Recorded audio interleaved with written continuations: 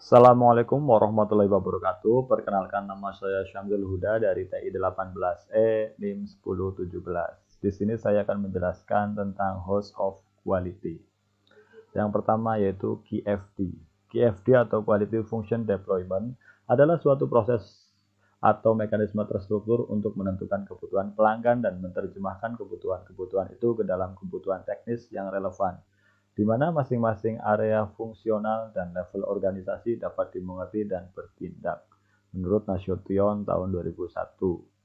Kemudian, Quality Function Deployment atau QFD adalah metode perencanaan dan pengembangan produk atau jasa secara terstruktur yang memungkinkan tim pengembang mengidentifikasikan secara jelas kebutuhan dan harapan tersebut dan mengevaluasi kemampuan produk atau jasa secara sistematik untuk memenuhi kebutuhan dan harapan tersebut, menurut Wahyu tahun 2003.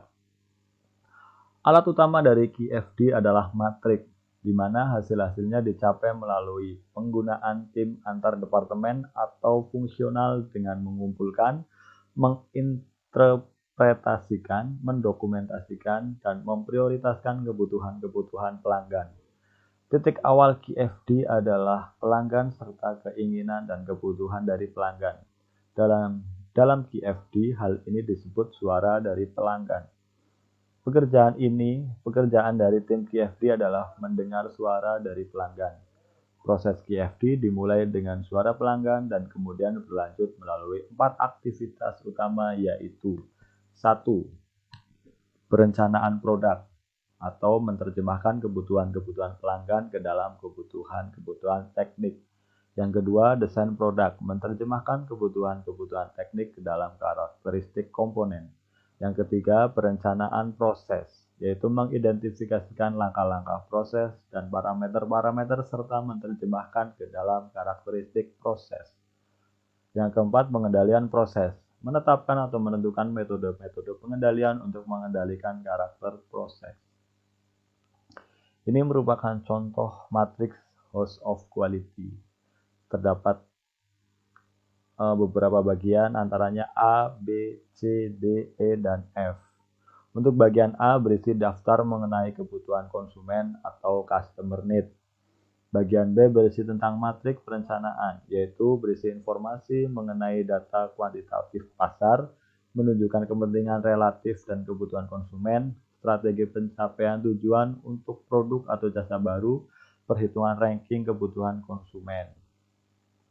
Bagian C berisi tanggapan teknis, yaitu berisi informasi mengenai tanggapan teknis perusahaan, merupakan gagasan produk atau jasa yang akan dikembangkan. Biasanya gambaran tersebut diturunkan dari customer need pada bagian pertama HOQ.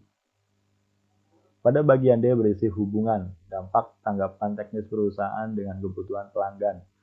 Pada bagian ini menggunakan metode matriks prioritas, berisi mengenai keputusan tim kerja terhadap tingkat kekuatan hubungan masing-masing elemen antara tanggapan teknik perusahaan dengan kebutuhan konsumen. Bagian E berisi kolerasi teknis berupa setengah matriks persegi terbagi sepanjang garis diagonal dan berisi 45 derajat, membentuk seperti atap rumah, berisi mengenai taksiran tim kerja terhadap hubungan tiap-tiap elemen dari tanggapan teknis pendahulunya. Bagian F berisi matriks teknis. Pada bagian ini terdapat 3 tipe informasi yang dapat diperoleh, yaitu 1. Prioritas tanggapan teknikal, 2. Perbandingan persaingan teknikal, 3. Target teknikal. Kemudian ini adalah contoh model host of quality dari teh gelas yang saya ambil dari jurnal pengembangan desain produk teh gelas dengan menggunakan metode Quality Function Deployment untuk meningkatkan penjualan di CV Tirta Indomegah yang ditulis oleh Putu Elisa Thomas, Institut Teknologi Nasional Malang pada Februari 2016. Berdasarkan gambar di atas dapat dilihat hasil host of quality menunjukkan sebagai berikut. 1. Pada kolom overall weighting, yang paling tinggi adalah 10,4, menambahkan varian rasa, dan kedua 9,2, yaitu desain kemasan. Maka paling utama diprioritaskan adalah menambahkan varian rasa dan selanjutnya membuat desain kemasan sesuai varian rasa. Yang kedua, pada kolom technical priority yang paling tinggi adalah 197,4, merupakan nilai prioritas dan kontribusi tertinggi dari hubungan antara respon teknis dan voice of customer. Dan yang terakhir, yang ketiga, yaitu pada RUF House of Quality terdapat 4 hubungan yang saling mendukung antar respon teknis, diantaranya varian rasa yang berbeda dengan ciri khas produk, varian rasa dengan warna kemasan sesuai dengan varian rasa dengan tidak banyak bahan pengawet, dan ciri khas aroma produk dengan tidak banyak bahan pengawet. Itu merupakan hasil dari model of house quality teh gelas.